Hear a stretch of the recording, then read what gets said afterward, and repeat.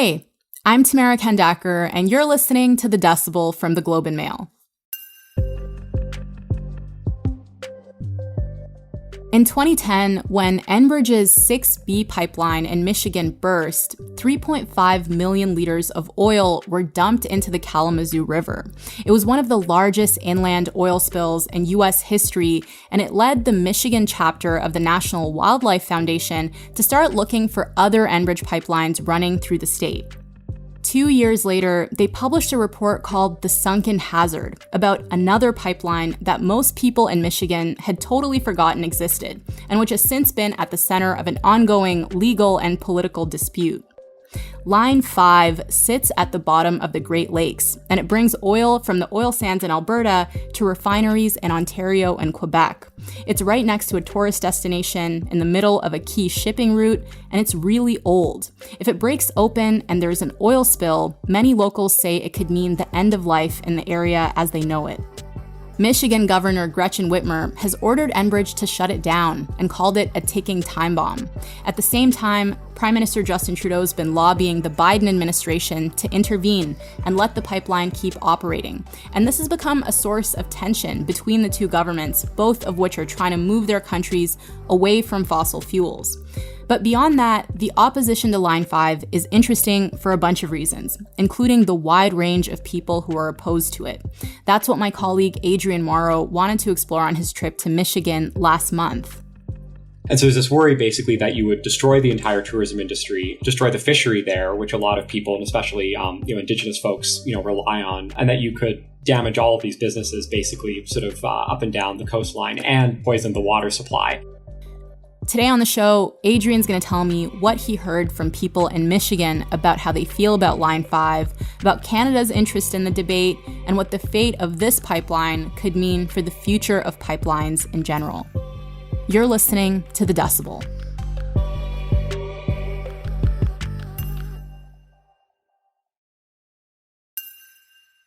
Hey, Adrian. Hey, how are you? Good. How's it going? Thank you so much for doing this. Yeah, no problem. Okay, so Adrian, I know that Line 5 has been in the news for a long time, but you went to Michigan earlier this summer to talk to people about how they felt about this pipeline. And why did you decide to make that trip? Well, there are a couple of reasons. One was that I was kind of intrigued by how broad the opposition was to Line 5, that in the cases of a lot of oil pipelines, you'll get opposition from environmental groups, Indigenous communities. In the case of Line 5, though, it went kind of beyond that. And you basically had the entire state Democratic Party that was sort of working to get rid of it. And Gretchen Whitmer, governor of Michigan, is a sort of centrist Joe Biden type Democrat, not a sort of, left-wing Bernie Sanders person. And she'd actually run and won the last gubernatorial election in part on a promise to shut down Line 5. And so I was sort of intrigued to see, why is it that this has attracted such widespread opposition? I spoke with people who live and work sort of along the pipeline. So I spoke with a guy who runs a ferry service that goes over to Mackinac Island and Fort Mackinac. He described himself as a conservative Republican. He basically said, I'm pro-business, I'm pro-jobs. He said, I don't like the idea of sort of telling somebody else, how to run their company. He's like, but every day I wake up and I worry about this pipeline. And because he's a guy who is on the water a lot, he says, given how bad the weather can be in northern Michigan in the winter, he's like, if there was a spill there, could you really get out and contain it quickly? And he says, you probably couldn't. The other piece of it is the Canada-US bilateral situation where talking to sources in the Prime Minister's office, they would always cite Line 5 as one of their top friction points that they had with the Biden White House, where basically Trudeau and Trudeau's people have been lobbying Joe Biden to basically get involved and, sort of protect Line 5 from attempts by the state of Michigan to shut it down. And Biden's White House, has not done that, has kind of stepped back and sort of stayed out of it.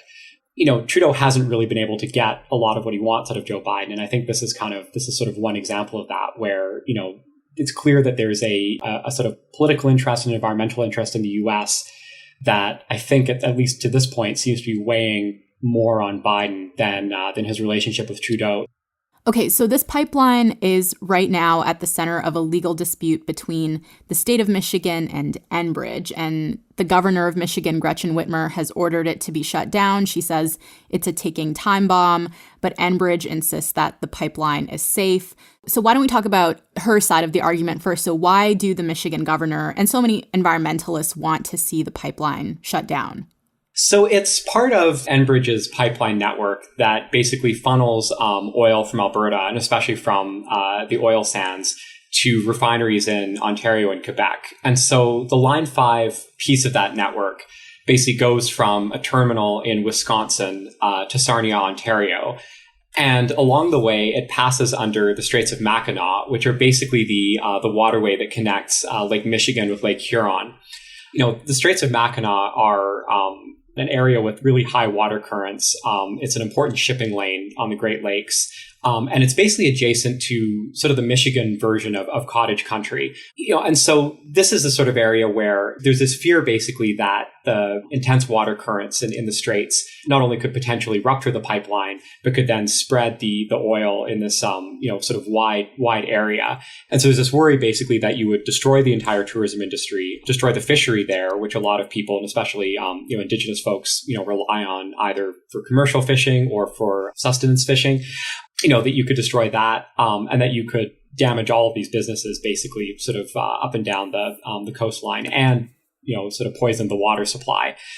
So partly it's basically this fear, and on top of that, it's an old pipeline. It was built in 1953. It's hard to imagine that you would ever get a pipeline like this built today. It basically splits into two pipelines when it goes under the straits, but essentially it sits directly on the floor of the lake. In some places the water currents have been so strong it's eroded the lake bed out from underneath the pipe, and so it's sort of unsupported, or sort of bolted down in some places by anchors, and other places kind of unsupported from the lake bed. So everything that's kind of specific to this pipeline, and the idea that if it ruptured, you would shut down shipping traffic for part of the Great Lakes, poison the water supply, damage the tourism industry, and kill all the fish. Part of the problem is that under the pipeline, where the pipeline was sitting, has eroded because it's very turbulent water in that area, right? Yeah, that's correct. So, initially the pipeline was, I think in 53, was meant to sort of sit entirely on the lake bed. It's sort of a problem because of the turbulent water. There's, I guess, a lot of peaks and valleys on the bottom of the lake. And so Enbridge's solution to that, basically, over the years, the water currents would erode big sections of the lake bed underneath the pipe. Their solution was to build these support anchors to sort of hold the pipeline down. The original deal under the easement in 1953 with the state of Michigan was that every 75 feet, the pipeline would be supported somehow, either by the bed of the lake or by these support anchors. Mm-hmm. And essentially what has been discovered in the last, several years as the state of Michigan has been looking into this and seeing if Enbridge is in compliance is that there were, long periods of time where there would be gaps of, over 100 feet, 200 feet in some cases, where the lake bed would erode and Enbridge didn't install a support anchor. And so the pipe was basically exposed to these heavy water currents, sort of pushing it back and forth. The other point I thought was important to bring up is that the pipeline is in the middle of the Great Lakes, which make up 20% of the world's fresh water supply, right? And it sounds like this is really important to people in Michigan, especially because of the Flint water crisis, which has been on the political agenda since 2014. Like, people are thinking about the supply of water. Yeah, totally. That's sort of the political and social context in Michigan that, you've got really sort of two incidents that precede this. One, yes, is the Flint water crisis where, you basically had this, this problem after Flint, switched its water supply, that was depriving, a major city in Michigan of clean water, and was putting people in danger basically with this, with this bad water supply. And that it took a long time and a huge sort of public outcry for the state to do anything about it. And then before that, in 2010, Enbridge, one of the other pipelines that they operate in Michigan, ruptured and spilled about 3 million barrels of oil sands bitumen, spilled about 3 million liters of this stuff into the Kalamazoo River.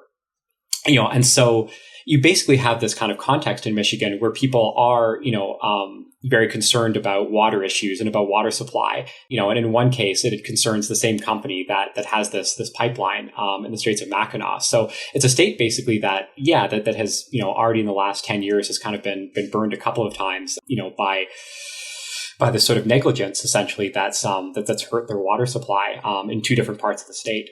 Yeah. I'm wondering what Indigenous communities in the area say about the pipeline. Yeah, so Indigenous communities in and around the Straits of Mackinac are, as far as I could tell, universally opposed to the pipeline. The most sort of immediate, effect for them is, a lot of these communities depend on fishing in the Great Lakes, both for the commercial fishery and for subsistence fishing, where a lot of people go out and catch fish, to feed themselves and feed their families. And so there's a very sort of immediate, very devastating effect that could, that any rupture of the pipeline would have on Indigenous communities there. In 1836, Indigenous groups in Michigan, signed a treaty basically that turned over, land in the state, to the U.S. Part of that treaty was this agreement on the U.S.'s part, essentially, that Indigenous communities would have, hunting and fishing rights, on this land, in perpetuity. And so what a lot of the Indigenous leaders I spoke with in Michigan argued is that, Line 5 is basically putting at risk those potential hunting and fishing rights, because if the line were to rupture, it would obviously devastate the fishery and would violate the treaty. And then on top of that, one of the Indigenous leaders I spoke to, told me that in her community, the sort of creation narrative has it that the world began at the Straits of Mackinac. And so, this is a focus for sort of spiritual practice in the community. And she likened it to basically the Garden of Eden. Okay, so they have a huge stake in what happens here too. So what does Enbridge say in defense of Line 5?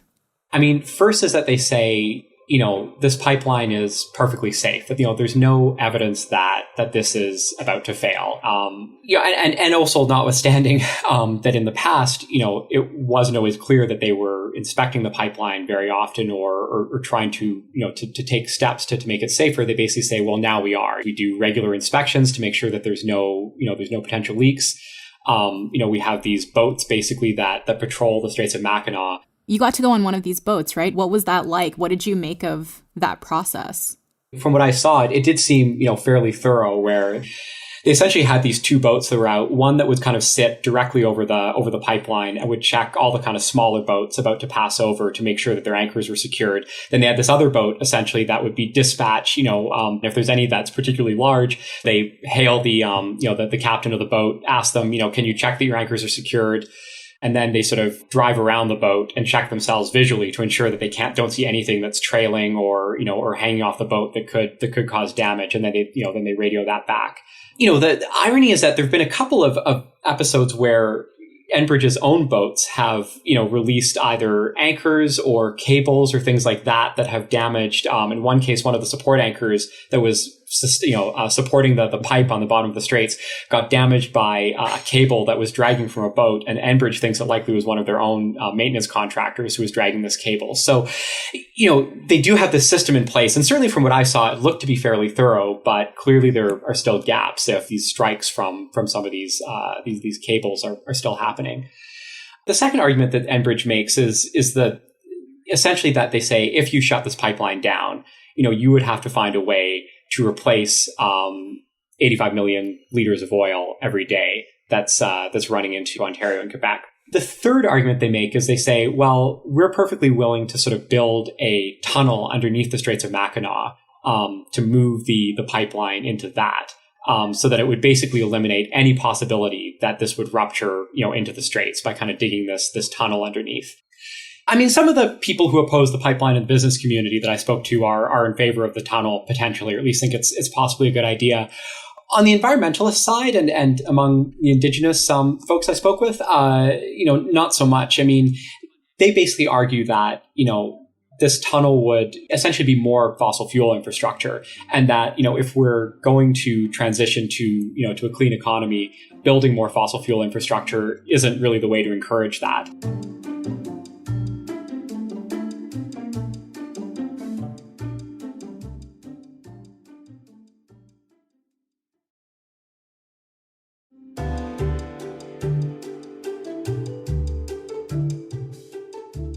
You talked a bit about the potential economic consequences of an oil spill if Line 5 were to rupture, but I wonder about the other side. Like if the pipeline was shut down, what would that mean for jobs?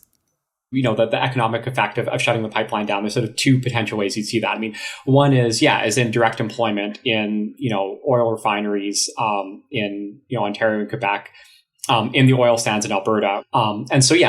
Shutting down this pipeline would hurt, sort of both ends of that supply chain. People working in the oil sands in Alberta, and in the back information in Saskatchewan and North Dakota, and then, downstream in the oil refineries along the way. The second economic effect is that it could potentially make gasoline more expensive in Ontario and Quebec. Yeah. So this is, I guess, why Trudeau has been lobbying the Biden administration to intervene and stop Gretchen Whitmer from shutting down the pipeline? Or is there anything else that we need to understand about Canada's role in this legal dispute and why the government is invested in keeping the pipeline running? I mean, I think that's the main reason, is basically just the pure economics of it, essentially, that Trudeau is afraid of, job losses in Alberta, job losses in Ontario and Quebec, probably higher gas prices, that they feel like this is something that, that has to be sustained. Part of it too is kind of the Trudeau brand, right? Where I think he's always tried to sort of split the difference on environmental policy, where, on one hand, he brought in a carbon tax, and on the other hand, he supported oil and gas infrastructure. I mean, he bought a pipeline in BC, and he sort of pushed for pipelines, going to the US to continue. So before Line 5, there was, Keystone, which was always sort of the Canadian government's position under both Harper and then Trudeau, that the Keystone XL pipeline should be allowed to go ahead. So how do you see this playing out? Are there any signs that Biden will intervene and stop Michigan from shutting down the pipeline? Like how do you see the legal process in Michigan ending? Yeah, I think to a certain extent, the legal process kind of weighs in the company's favor. And the reason for that is because, unlike something like Keystone, where it was essentially a question of, the status quo is that there is no pipeline. And so every day that the company can't build the pipeline, they're basically losing money, trying to get this thing off the ground. The reverse is true with Line 5, where the status quo is that the pipeline continues to exist. So it's a pretty procedural argument at this point. And there hasn't really gotten to anything substantive. So, if the mediation between the company and the state fails, and this continues on, Enbridge continues to keep the line open sort of potentially during that process. Even if the company sort of wins some legal challenges, either at the state level or the federal level, there are appeals that can be done from that.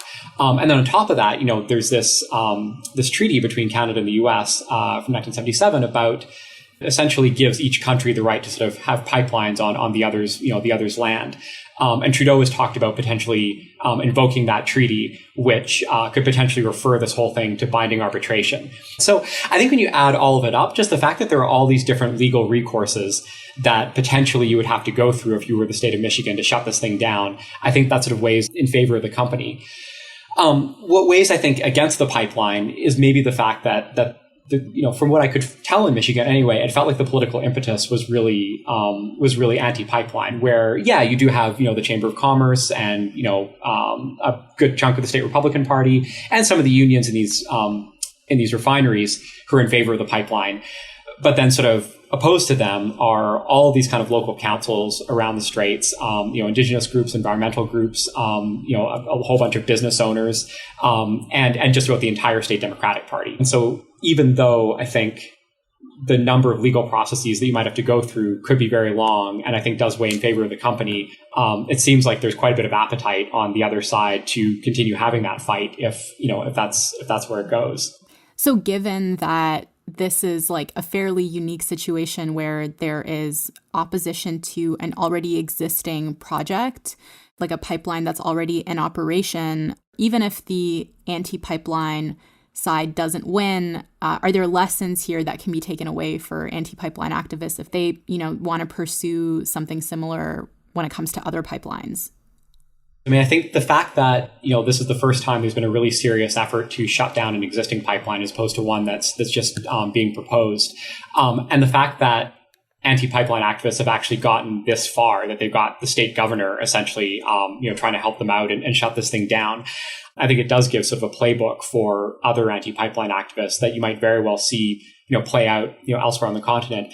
I'm sure what the company is hoping is that, that the entire reason why this has gotten as far as it has is because of Line 5's unusual circumstances, that most oil pipelines are not underneath 20% of the world's fresh water. Most oil pipelines don't potentially threaten a popular, tourist destination in the state that holds the pipeline permit. And you could see anti-pipeline activists elsewhere saying, okay, in Michigan, they've kind of pushed the envelope this far and they've taken it, to quite an extent. So maybe we can oppose another pipeline that already exists, and maybe we can put together some sort of coalition as well that's just as successful. Okay, Adrian, thank you so much. This was really interesting. Yeah, thanks for having me. And that's it for today. I'm Tamara Kandaker. Our producers are Madeline White and Kasia Mihailovich. Michal Stein produced this episode with help from Rebecca Weston. David Crosby edits the show. Angela Pacenza is our executive editor. Thank you so much to Adrian Morrow. You can find him on Twitter @Adrian Morrow. Thank you so much for listening, and I'll talk to you tomorrow.